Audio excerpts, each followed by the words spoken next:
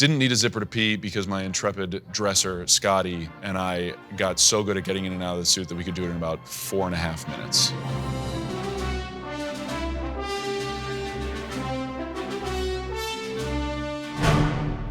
Hi, I'm David Corenswet, here with GQ to talk about how I prepared to play the role of Superman. So when did Superman first present himself in my life? I really don't remember. I assume that my first introduction was Smallville, Tom Welling in the television show. While we weren't allowed to watch television growing up, I had like a couple hours after I got home from school before my parents would get home where I could sneak whatever was on. I think Superman is one of those characters, ideas, symbols that pervades the culture, and therefore you don't necessarily need a first exposure. I'm not sure I really did want to play Superman. I never thought it was an achievable goal. I mean, even when I was auditioning for James's movie, I didn't really think that it was possible that I was going to be the person to get it. I was at home on a ladder, like changing a light fixture, and I took the call, and they were like, "Well, David, we think you know what this call is about." And I was like, "I really don't know what this is about. I'm on a ladder. Please talk faster." And my agent said, "It's an audition. You know what's coming." I was like, Top Gun 3? What am I like definitely waiting for? He said, "No, it's Superman. You're not special. There are a lot of people auditioning. Everybody's gonna self-tape. There are gonna be nobody's meeting with James ahead of time. Everybody's gonna put themselves on tape. And good luck, don't fuck it up." Luckily, I live with and had just very sensibly gotten married to my self-tape partner, my wife, who's also an actress. So we did about an hour, did the scene a few times, then came back after a couple of days and did it again. And I think I did that 3 times, just in the hopes that on one of those days I would find something that was worthwhile. I think in the end I used one of the takes from the very first session. You'd let me interview you as Superman. Sure. For the audition purpose, it was rewritten. It was sort of fabricated a little bit so it didn't give anything away, but it was between Superman or Clark and Miss Lane. And it was an interview of a kind. And then I spent one of these days leading up to the deadline watching the Superman movies. Who are you? We watched the first Christopher Reeve movie, we watched Superman Returns, and we watched Man of Steel, just to sort of get a sense of the cinematic canvas that had existed over the decades, which was really wonderful. And I had some strong thoughts that I told to my wife. I got very passionate, as I often do watching movies. I love movies and I love critiquing them and I love celebrating and sort of breaking down where they succeed and why they succeed. And I think she was the one who said, "You should probably get these ideas to him in some form or another. He should know what you're thinking." I wrote a letter. I sat right down and I wrote myself a letter, addressed it to whom it may concern, you know, leaving open the possibility that no one would care and so it would concern no one. And I just laid out some of the thoughts that I had and the passion that I had for the possibilities of this character and the great drama available to a character like Superman. And I sent that along with my audition tape to whomever it concerned. And then I forgot about it. I got cast in Twisters after that, so I went to Oklahoma, and it was just before my first day of filming that I got the call that I was gonna screen test for Superman, one of the most iconic characters in all of film and print media. I found out that Nick Holt was gonna screen test, and I was like, well, I'd give it to Nick, who I had sort of tracked all through his career, and every time I saw him, I thought, I wanna be like him, and also I'll never be like him. Like, I could never be as facile and specific and charming an actor as he. But in some ways, that's good news, because then you go, well, if they give it to him, like, who can blame them? We arrived, we were paired up into Clark and Lois's. We were paired up into pairs of those pairs. You know, like a pair of shoes where it's one thing, but two.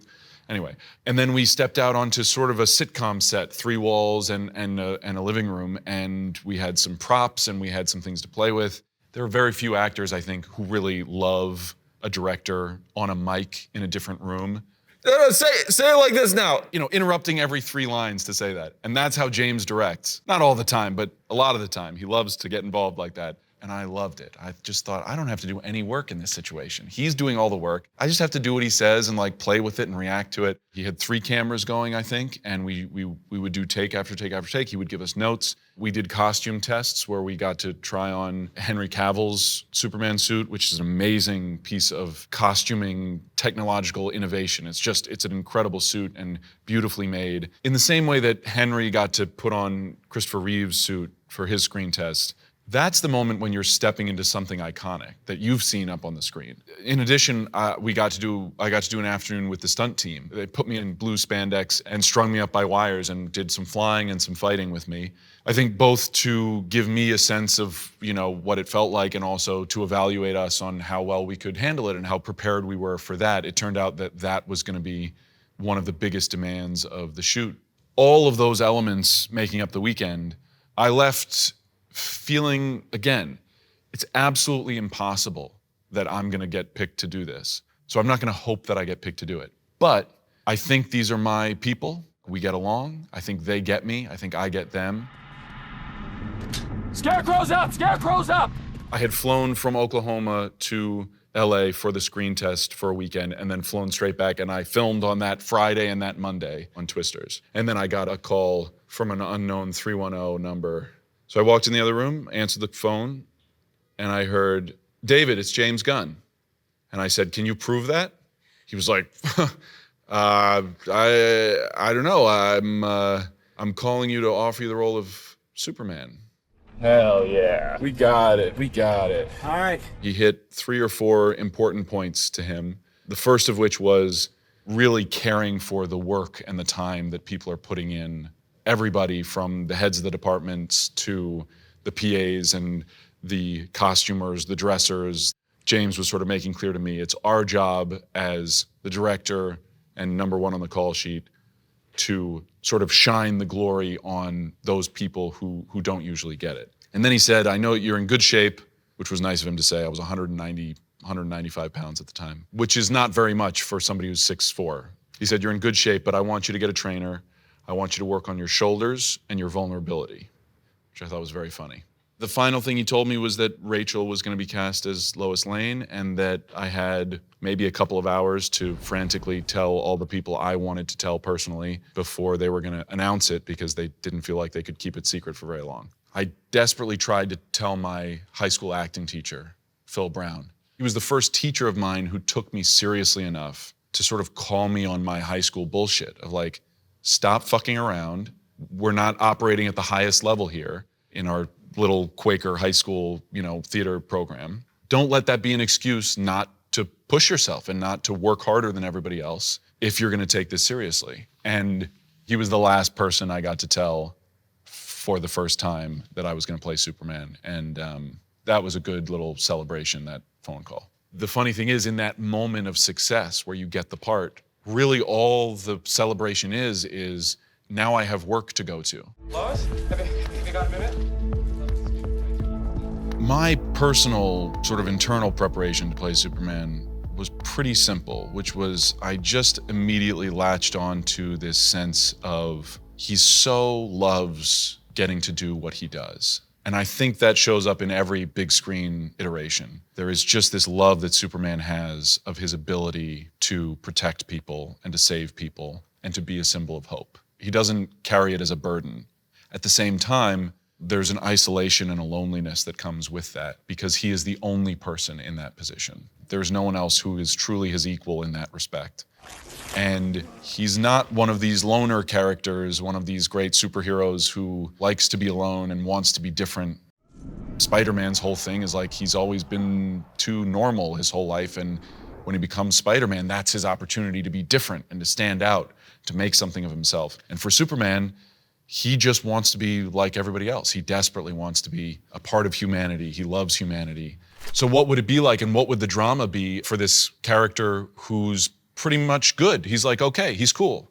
And he also is the most powerful superhero in the universe. What's the problem? Well, immediately I was like, well, the problem is you can't relate to anybody and nobody can relate to you. And sure, people are happy to see you and they're like, oh my God, it's fucking Superman. But you don't have heroes unless you have struggles, unless you have crises, unless you have calamities and tragedy. And so you sort of need an imperfect and fragile humanity to have heroes. But then those heroes, that hero in Superman, doesn't get to be a part of that other thing. He can come in and out of it, but he doesn't quite get to be a part of it. So that led me into reading All-Star Superman and Superman for All Seasons, which were the two comics that James pointed me to. I found immediately a one-to-one reference in a quote from Grant Morrison, who, along with Frank, quietly created All-Star Superman, which turned out to be one of the main references that James had pulled from, where he makes exactly the same point, years before I did. All credit to him. I was aiming for about 4,500 calories a day.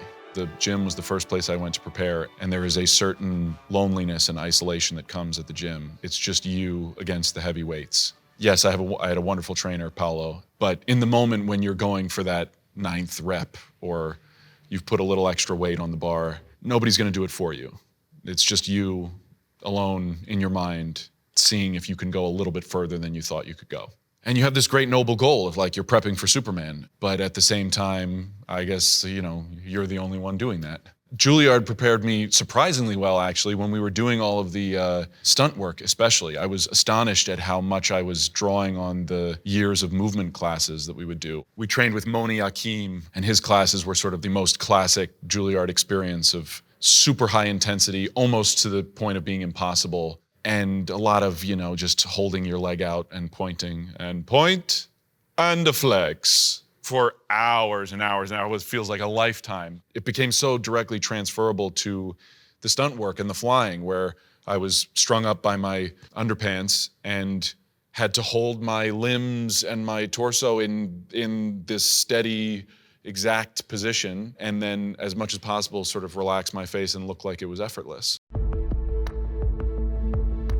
All that training so I couldn't fit into my costume. They had built my costume based on my screen test measurements, where I was 6'4" and 195 pounds. And then I showed up 4 months later, 5 months later, still 6'4", but 240 pounds. So that first fitting was a bit of a squeeze. There were always situations where things would work great in the fitting, and then you would get on set, you'd be in a specific flight pose or a specific fighting stance, and you would realize that this great move that the stunt team or the fight choreographer had come up with, you just couldn't do. You just physically couldn't do. I can't move my arm in that way. If I move my arm in that way, it moves the rest of me in this way, so we can't do what you think we can do. I can't lift my head up and put my feet back in the... all these things. So it's important to know that building a superhero suit, it's not fucking easy. Months and months, and really, ideally, a year of research and development about fabrics, and they're printing stuff on the fabrics, they're dyeing the fabrics, the colors are so specific. All of this makes every iteration of the costume time-consuming, complicated, and then you have to fit it on a person. Huge credit to Judiana and to her whole team. I spent so many hours in fittings with them. Never once poked me with a safety pin. They, with limited time, especially because of the strikes leading up to shooting, our time prepping was limited, and they did an amazing job building this suit from scratch, making it so that I could fight and fly in it. I think the one thing we never figured out was how I could sleep in it. Only matters to me because I'm the one who wants to take a nap at lunchtime. It doesn't really matter for the movie that much. Aren't too many sleeping scenes in Superman movies. Didn't need a zipper to pee because my intrepid dresser, Scotty, and I got so good at getting in and out of the suit that we could do it in about 4.5 minutes.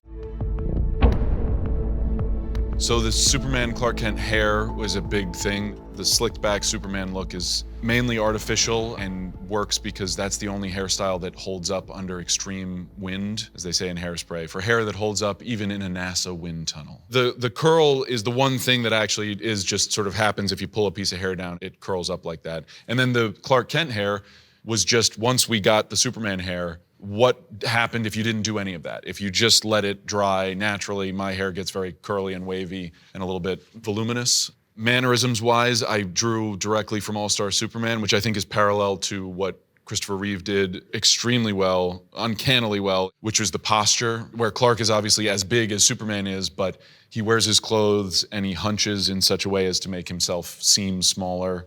And Superman, obviously being a public-facing symbol of hope and safety and truth and justice in the American way. He stands chest out, proud, just as ready to defeat a superhuman foe as he is to be asked for directions. And that's the main thing, is I think Superman wants to be seen and wants to take up space because he wants to draw all of the negative attention of the no good doers to himself so that he can take that on. But he also wants to draw the attention of people who are in need or who want reassurance, or kids who want to take a picture or get an autograph.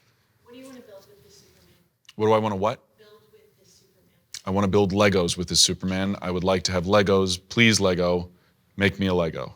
All of these toys are great. It's amazing. I'm an action figure, indomitable Nick Holt with his amazing purple suit and his interchangeable faces. That's his sort of neutral, everyday face. And then if you'll notice, this is a very different look. Nick has very different faces that he makes. This is his angry face. And then another extremely different look. This is his slightly less angry face. That's Nick Holt for you and his enormous range of facial expressions. Make us a Lego.